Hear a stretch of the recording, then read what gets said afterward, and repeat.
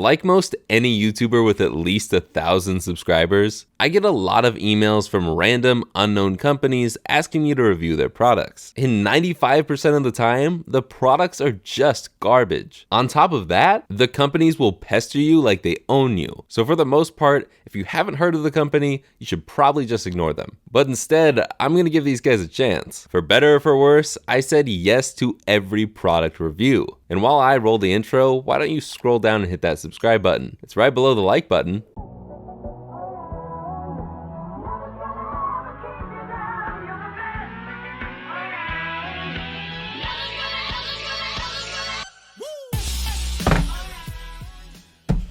Thank you. Here is the first product, Esport gaming paddles. Okay.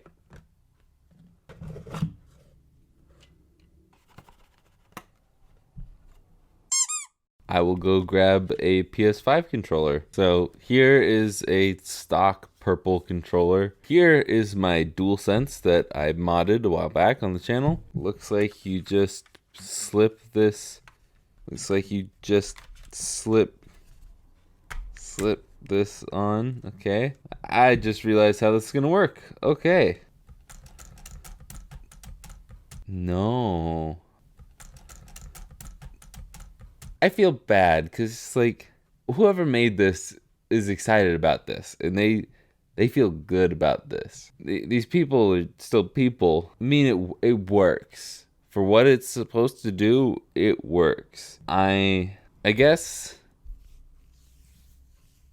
if you want to be able to press only square and X with middle fingers, or maybe even your ring fingers, but that's wildly uncomfortable, without having to do any modifications or pay for... How much is this product? For some reason, I just don't see Esport gaming paddles popping up on Amazon, and it's the first thing that pops up. They call this red. This is very pink. Well, apparently I have the most expensive color. Red is $26.99, but that's a sale price because it says it's normally $29.99, but the other ones are just regularly $25.99. Either way, I just don't see it being worth it. Maybe if it just had the ability to change which buttons you put it on, it would be more worth it. Okay, I was just gonna have like transition next product, but I cannot get this off of my controller. Okay, there we go. Well, one side. It's off one side. And it's really scaring me because I don't want... Ow! That cut me. Oh, that's nice. It's not like a I'm gonna bleed cut, but it's definitely a cut. This I'm actually excited about. This is a digital microscope. This will actually be helpful, assuming it's good, for my channel. Great packaging. Holy crap, that's a big screen. That is massive. I think this might take a while to set up. I brought over a dead Game Boy Color board. Okay, that is honestly really crisp. Holy crap. This is me zoomed in on the vias that Natalie always wants me to solder to. Dang, that just looks so good. Here's the power LED. And oh yeah, we can shine some light on these bad boys. They don't, that stayed in place pretty well. They're not like great for aiming directly at it, which is not really what you want. I'm gonna have high powered lights on it when I probably use this on stream. So far, I'm very impressed. As long as it doesn't corrupt the footage, we're chilling. This is my current microscope, and this sucks. It's not terrible. It's got a nice ring light on it. I think this would have been a pretty good option over the gooseneck stuff, just because you're only going to be needing a light where the camera's pointing anyways. I don't know what it's recording at. We'll see. Here's my finger. Oh, we should look at my cut. Ew. Yeah, that's my little cut from the earlier product. Okay, I'm very impressed with this. These are the grooves on my iFixit screwdriver. Looks like either some dead skin or some rust. Unfortunately, there are some things that are just too tall because this is at max height and I just can't get any higher without holding it myself. I think that's a downside to it. Apparently it's July 3rd, 2020. I wish it didn't have the time and date on it. You can output it via HDMI to a different screen. I think this is actually a grade A product. But what's the price? For $370, even with the $20 coupon that Amazon has right now, I haven't dealt with enough microscopes to really judge whether or not this is worth the $400 price tag, but I think it's pretty good, and I will gladly accept this gift in exchange for review. You'll definitely be seeing that in more videos and streams in the future, and if you haven't already, subscribe to the Voz channel. Next product. We got a microphone to review. I have a feeling this is going to be a quick one. This is a little itty bitty thing. Ooh, it's USB-C. That's good. This isn't.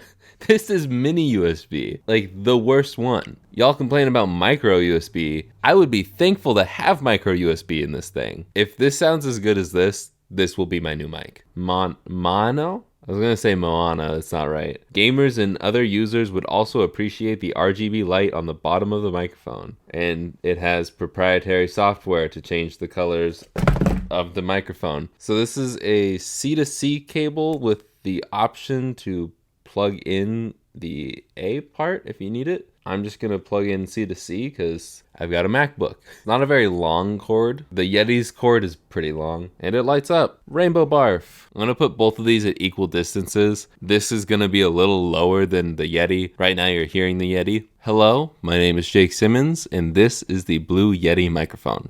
Hi, my name is Jake Simmons and this is the mono USB-C microphone. This only records mono audio. I don't know if there's a setting I need to change, but straight plug and play just records mono. Maybe that's why it's called mono. This is still the mono microphone. But now I'm back over to my normal Yeti. You do get to press down on this to mute it. You are able to monitor the audio with headphones. You can cycle through the colors without needing the app, which is nice, but there's no other pickup patterns, anything like that. And let's see about the price. This is a $50 microphone, so that's about half the cost, a little less than half the cost of the Blue Yeti. The Blue Yeti is definitely better from what I'm feeling. For a starting microphone, it's not bad, but if you're wanting to upgrade to something like this, I just like the Blue Yeti because it really gets my natural deep voice in the recording. I don't have to do any editing to really get that natural deep tone. I like this mic. I might end up using this for streams so I don't have to keep moving mics back and forth. We'll see.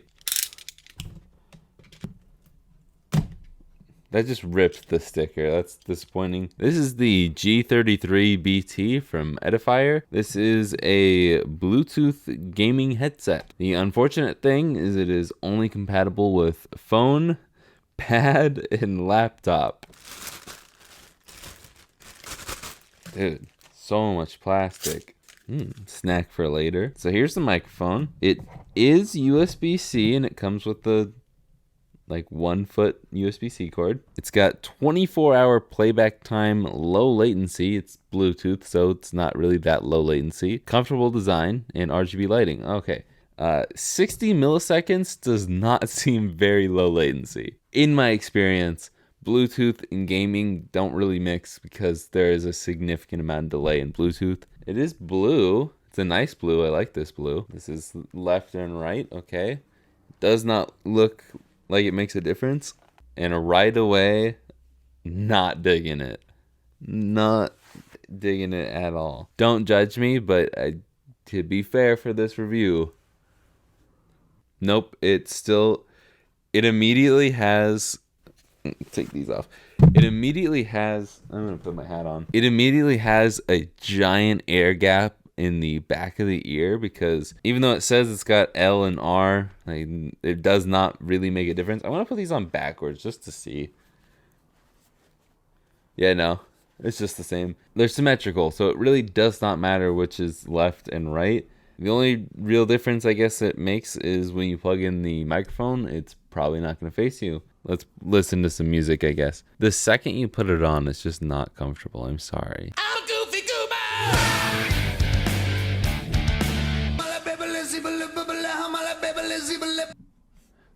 Okay, there's no bass in these headphones, at all. For a gaming headset, unless I'm just completely wrong, typically the footsteps and stuff are very bassy. So if there's a lack of bass on the headphones and you want to hear footsteps in COD Mobile, if that's even a thing. I don't know, because you can't connect these to Xbox or PlayStation. I mean, you can with the wire, but I don't think it's good for gaming. And in this day and age, I don't know how good it is for anything. Also, you can hear literally every single car or anything that moves by because of that air gap in the back. Let's see how much these cost. $79.99. I feel like there's a lot of things in the space for $100 or less that are going to blow this thing out of the water. Okay, that last one was so bad. Let's talk about some products from a guaranteed good company. My company, RetroRemaster.com. If you want a cool shirt like this Ditto Pikachu shirt, or any of the other Ditto shirts of the Kanto starters, or the Made in the 90s shirts that come in black and white, or even the original Reptar shirt, you can find all of those at RetroRemaster.com. And if you're like, Jake, I don't wear shirts, don't worry. I got you covered. Or I mean, I won't cover you. I have all sorts of modded Game Boys. We got DMGs, we got GBCs, we got GBAs, we got SPs. We even have macros. So if you're looking for shirts or Game Boys, look no further. Go to RetroRemaster.com or click the link down below, somewhere below that like button, and just subscribe for good measure. I'm only going to ask you like 4 times this video to subscribe, so you might as well do it now if you haven't. All right, back to a product that's never going to live up to anything of mine. Now this thing, I have no idea what this is. They got my initials wrong though. This does not clear it up anymore. Got a barrel plug with a switch on it. We've got, oh, I know what this is. Oh no. This is such a weird feeling controller. And I get 2 of these things now. Everything I've always wanted. Where's the rest of it? Is it, it's in here. Interesting putting the main attraction in the zipper package. This is the TX3. This smells really bad, actually. It's got an SD card in there. That is, oh, that's actually a nice SanDisk 128 gigabyte micro SD card. I wonder how many ROMs are on that. It does come with an HDMI cord, just your basic crappy HDMI cord.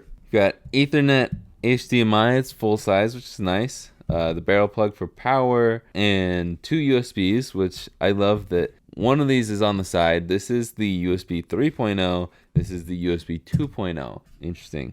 And it looks like there's a clock on the front for funsies. In short, you can use Android TV 9 if you just eject the SD card. Probably could have said that from the start. That could have been the whole entire paragraph. Is this just a Raspberry Pi? Because from these pictures, it's just the Raspberry Pi boot screen. I would really like to take this apart and see what's on the inside, because this honestly just feels like it's a Raspberry Pi in a case. I'm very curious to see what this runs up to though. This right here is $100. You can get the 256 gigabyte one for $20 more, which I guess is worth it, but I don't know if this is even worth it in general. So let's go try it out. So this is literally just the same power as the Raspberry Pi 3B, the same as the arcade machine I made a while back. I had footage of everything and then it got corrupted. And I kinda already formatted the SD card so I could use it in my Steam Deck. Oops. It technically goes up to Dreamcast, but it ran Crazy Taxi at like 1 frame per second. And PlayStation and N64 games chugged a lot too. There are a ton of handheld emulators that run these consoles at the same price or cheaper, so I don't recommend this at all. Plus, I'm pretty sure it's illegal for them to sell these things since they're just filled with pirated games. Next item, this is the product I've been looking forward to the most. Everybody's going crazy about the Steam Deck dock, and everybody's talking about all the alternatives out there. They're so much cheaper than Valve's version. They're so much better than Valve's version. This is cheaper, better in some ways, and portable. This might just look like a normal power brick to you, but it's a lot more. As you can see, it's got a USB 3.0, USB-C, and a 4K HDMI output. It pushes 65 watts for charging, whether that be your Steam Deck, your phone, your laptop. I don't know if the Switch can handle that, but your Switch. It's also got really good packaging. You can't get to it though. That's where they get ya. It says 60 watts max on the USB-C and 5 watts on the USB-A to make that 65 watts. But that's still really fast. Got your little pamphlet there. Comes with a really nice braided USB-C to C cable. I don't know what the length of this is. About 6 feet. Here is our brick. Shouldn't even call it a brick. This is an entire Switch dock. In the palm of my hand. This could fit in like anybody's pocket. Here's the AceFast dock. Here is my MacBook Pro charger. 67 watts, 65 watts. It's a little thicker, like barely thicker, but considerably smaller. This is due to the gallium nitride. Don't ask me the science. It's just better. But gone are the days of carrying around your Switch dock and now your Steam Deck dock. So you plug your Steam Deck in here and then you plug an HDMI in here. It's that simple. Same thing with the Switch, your phone, your MacBook. As long as it can output a display over USB-C, it will go through to the HDMI and come out to whatever screen you want. This is legitimately the best thing in this entire video, and I'm not even done. This comes in at about 50 bucks, which is 30 bucks less than Valve's dock and way more portable, and about the same price as every other alternative dock out there. Yeah, it sucks you only get one USB-A, but if you have a dongle, you can plug that in. But the reason to get this over one of the alternative docks is this has the power cord built in. You don't need to make sure you bring something like this that is good enough to power both the dock and the Steam Deck or whatever other device. You just have it built in. And you can use this to make your Steam Deck a DS, a 3DS, or even a Wii U. Yes, technically you can do that with other docks, but this thing is awesome. I've never been so excited about a power brick. These are in terrible condition. These boxes are pretty destroyed, but these are from Play Vital. I just want to say before we even get into the review of this is what these boxes came in. I don't even know what you call this because it's not a bubble mailer because there's no bubble wrap in there. So if you buy from these people, if this product ends up being good, I'd hope that they give you a little bit better protection than I got. We got the gaming changer, and the gaming changer. Let's just open them all up. So I did get to choose these things. I picked these out, and based off of the look of their website and even like the email address, I have a feeling that this is either owned by the same people that own Extreme Rate, or they at least use the same warehouse because a lot of their designs are like the exact same. We've got a very funky braided cable. It doesn't feel great, but there is something to it later. I'll show you. I like the little bunny thumb grips. But if you can't tell, these are Nintendo Switch accessories. I can't say that for some reason. I don't know what it is with these types of products, but they just have this funky odor to them. But you can fit up to 1, 2, 3, 4. You can fit up to 10 Switch games. There's a little zipper pouch in here for more accessories, maybe your charger. I don't know. There's not a ton of space in here. It's nice and compact, and it's hopefully going to protect your Switch. Let's actually go grab my OLED. Open that up. Slide that in there. Fits like a glove. It's got a nice soft fabric here to protect your screen. And closing it up, it looks like there's plenty of room so your sticks aren't mashed. We also have this stuff to protect your Switch when it's not on the go, or when it is on, when it's not in the case on the go. I really don't like stick grips, so I'm not going to use them. For some reason, there's multiple backs to these, and I don't know why. Oh, okay. You have the option to have a more like rounded back for, I guess, more comfort, or you can just have it straight back like the Joy-Cons already are. I'm gonna try the fatter ones, so I already know what the normal Joy-Con feels like. Snaps in pretty well. Okay, I dig it. I dig it. They're a lot more comfortable than just having the regular Joy-Con, and honestly, this feels a lot more comfortable even when it's on the Switch. It doesn't give you like the full controller grip to it, but it's still a step up. The thing I don't like about it is that it kind of makes all the buttons flush, and I just don't see that being fun in gameplay. I think this is great for gamers who don't feel comfortable taking their Joy-Cons apart and reshelling them. Obviously not a huge fan of seeing the white underneath it, and they're not like the most perfect cutouts, but they're comfortable, they feel nice, and I do like that you have the option between the rounded back and the flat back, which I highly recommend the rounded back. The way that these just snap on is pretty nice. For the Joy-Cons, works great. For the console itself, you're gonna want to use the included tape. It's just not for me, but I still think this is a cool product for people who want to customize their stuff, but don't want to take their electronics apart. But the last thing we've got is this charging cable, and it is honestly really cool. When you plug it in, hold up. Let me turn off the studio lighting here. Okay, this was the thing I was most excited for, and I'm most disappointed by it right now. It is very bright at the ends of it, and then as it goes down, it is very dim, and then brightens back up at the other end. Also, the texture of the cord just does not feel good in the hands. Okay, so maybe skip this one. Cool in concept, but poor execution. Sorry. But the carrying case and the shell, good job. So yeah, those are the awesome things that YouTubers like me get asked to review. And a little advice to YouTubers who are just starting out, you don't owe these companies anything, and you should probably just avoid them if you've never heard of them. As I promised these companies, all the links will be in the description, but if you are one of these companies and you're upset with me, I don't know what to tell you because I did exactly what I told you I was gonna do, and I gave my honest thoughts. I had fun with this though, and if you did too, hit that like button. If you want me to do this again, let me know by subscribing. If you want to watch me actually play some games, I finally started streaming games for the members. So if you like Super Metroid, other retro games, and me, hit that join button down below. But anyways, like, subscribe, and I will see you guys in the next one. Later, guys.